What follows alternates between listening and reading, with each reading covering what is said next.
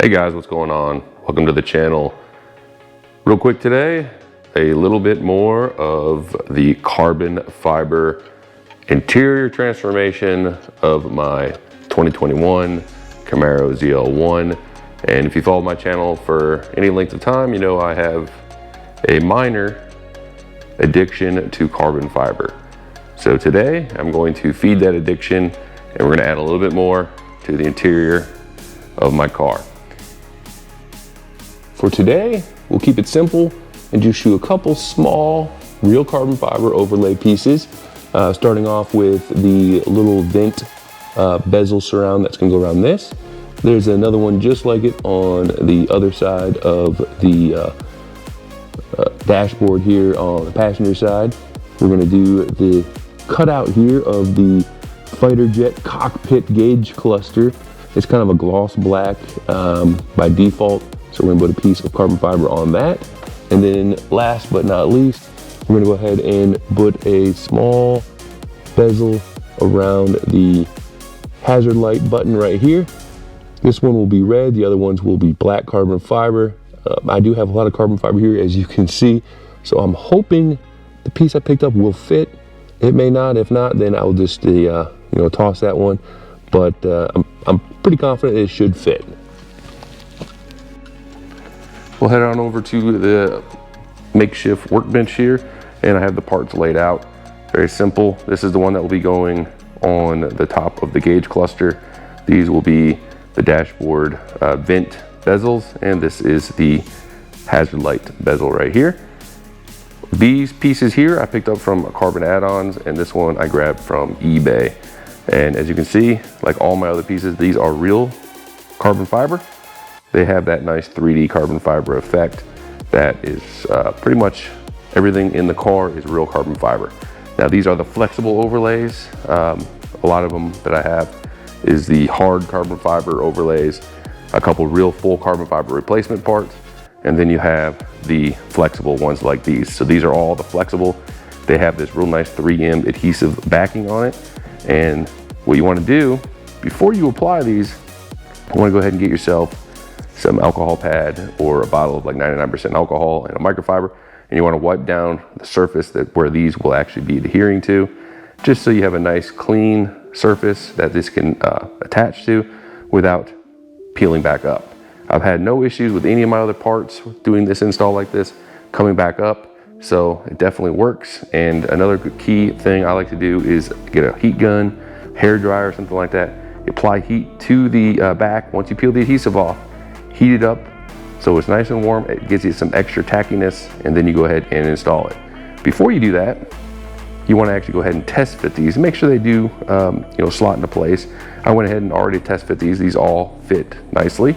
So the next step will be to go ahead and I'll wipe everything down, pull the backing plate off of one of these at a time, heat it up, and we'll get it installed. I have here the piece that's going to go above the gauge cluster, and you can see here, remove this backing tape. Make sure you don't get your fingers too much on this adhesive, and then we're going to want to go ahead and heat it up. I have my Harbor Freight heat gun here. I'll have a link for this, and I'll have a link for maybe a few more options. They're relatively cheap. Don't burn your hand, of course. This is quite hot. And we'll go ahead and apply some heat just until it's nice and warm. You don't have to get it boiling hot because that's just really not needed, and it'll make handling it much more difficult. And we're gonna go ahead and get this thing applied.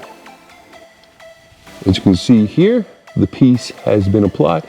Now do note, there's kind of a little bit of a trench that goes where the actual location here isn't a straight, flat, smooth surface the entire way. There is a little bit of a dip down here. So make sure you do push the adhesive carbon fiber piece down into that so it actually will fill the trench there. And then just hold it down for a good minute and it should apply fine. Looks pretty good. Kind of goes with the carbon fiber cluster surround piece I have there. And we'll go ahead and move on to the little pieces here around the vent. We have the little vent bezel surrounds here. And do make sure you have 2 different shaped pieces. This will be driver's side, passenger side. If they accidentally sent you 2 of the same sides, one will not fit. So same just like the other one. I'm gonna peel this backing off, heat it up, and get it applied. We have the vent trim piece here installed. Looks pretty good. I mean, because this piece underneath it is raised up a little bit in kind of an awkward shape. So you do see a little bit of the edging, but you know, when you look straight onto it down, it looks pretty good. And it looks exactly the same on the other side. We're gonna go ahead and we're gonna knock out the hazard light trim piece, and we'll see how that looks. Turns out, unfortunately, this piece does not fit with my carbon fiber that I have in place. I can give you a quick idea of what I'm talking about. So if you're considering this piece and you have the similar carbon fiber bits that I do, this piece will not fit. See here, there's just no space between my carbon fiber shifter trim and the HVAC overlay. If you have the full HVAC replacement carbon fiber, this may be able to squeeze in there. Or of course, if you had not yet installed this shifter trim, then you probably could get this installed and then install the shifter trim and then kind of sandwich this in there. But you know, it's not going to fit. Now what I could do is clip this middle piece out and then just lay it in there like that. So I'm gonna get some cutters. I'm gonna snip the inside bottom and we'll see if it lays in and if it looks decent. And hey, maybe that'll be a cheap solution, because this part, like I said, I've only paid about $4 for it, so I don't really care about, you know, kind of tweaking it. I went ahead and snipped the whole bottom section, and actually had to snip a good ways up. You can see here how much I cut off all these little pieces here, and it seems like it will fit. And it doesn't look obvious because this almost tucks behind a little bit and kind of hides it.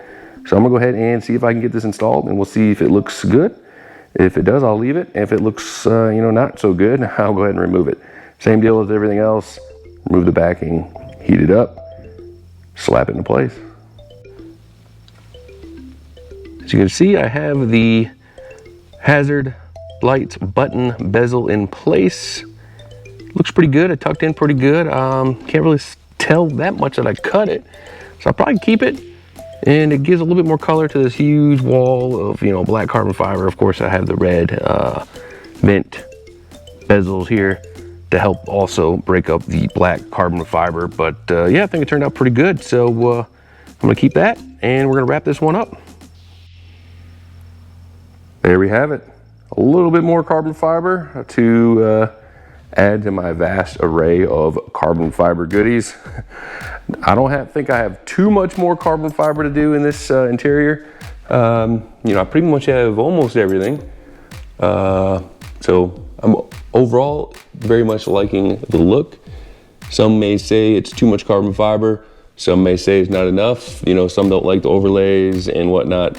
I'm not a huge fan of overlays in general, but I did make sure to do all real carbon fiber overlays, none of the hydro dip stuff, which doesn't truly match the pattern, the depth effect and look of you know, the real carbon fiber. I did not want to go with a real fake looking carbon fiber. You know, even a vinyl wrap or anything like that would just kind of take away from the look. But I think overall it turned out pretty good. Did have a couple minor hiccups, I guess you could say. You know, first one being having to cut the hazard light one, but you know, a couple dollars. Turned out pretty good, so not too bad. You know, not too bad. The other one was I actually did pick up the, I guess you could say map light, you know, overhead console, whatever that thing's called, overlay. I was just in a rush. I probably ordered it on my phone, and this is for 2016 and 2018 only. Does not fit 2019 and up. You know, once I remove the garage door opener, so this actual shape here is different. This should actually, you know, come around like this and be opened up right here. So that was a wash. I think I only paid about $30 for it. I'll probably just give this away. So if anybody has a 2016, 2018, maybe if I get another, you know, hit 2,000 subscribers, I'll just mail this to somebody who may want it, and you know, give them a free $30 item. Not a huge deal, but I'm by far not a super rich person, since I do spend a lot of my money on the damn car.